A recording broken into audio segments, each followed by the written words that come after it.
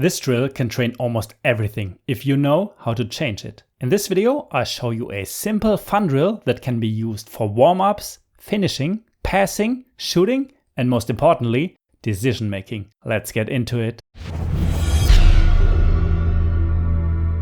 We start with one offensive player with a ball at the top and one defender facing him.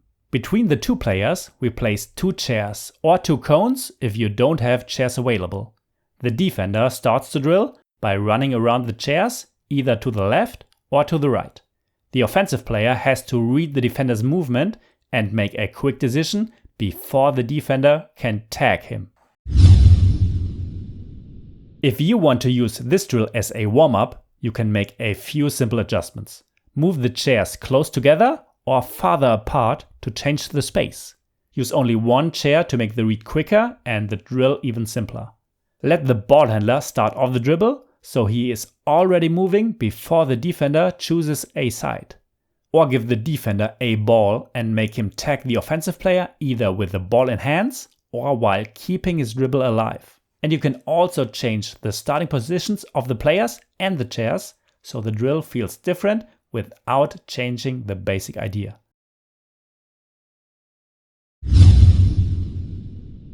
Let's reduce the setup to only one chair. The defender's goal is no longer to tag the ball handler. Instead, he has to recover and defend the basket like in a real game situation. Now we can give the ball handler different tasks to create different finishes. Finish without using the backboard, jump off 2 feet, finish from the opposite side, or use a specific type of layup. We can also add a second defender under the basket. To keep it controlled, this defender could have restrictions. For example, he's not allowed to jump or he has to stay inside the charging circle. Or he starts under the basket and first has to touch outside the paint with both feet before he is allowed to defend. He has to touch outside the paint on the same side where the defender runs around the chair. To shift the focus to passing, we add a second offensive player behind the defender, starting with the ball. Again, the defender starts the drill and player 1 has to react. One option is that player 1 can only catch the ball outside the three-point line. This creates a catch and drive situation. We can also turn it into a dribble handoff, where player 1 cuts toward the edge of the paint, receives the handoff, and attacks the basket. Or we give the ball to player 1 and create a give and go situation. The ball handler passes out of the dribble and then receives the ball back outside the paint and finishes.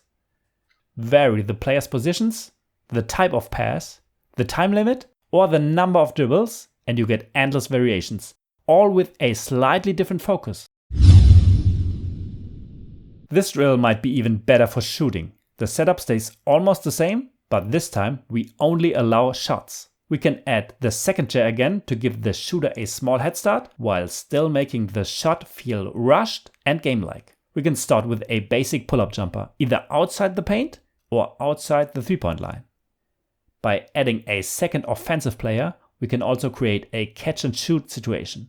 And to keep the decision-making element, we can allow the shooter to drive if the shot is not open. For example, three-pointers count as 3 points, while layups and mid-range shots only count as 1 point. You can also adjust the level of difficulty by changing the starting positions and the location of the chair. For example, the defender can start inside the paint, while the ball handler starts outside the three-point line.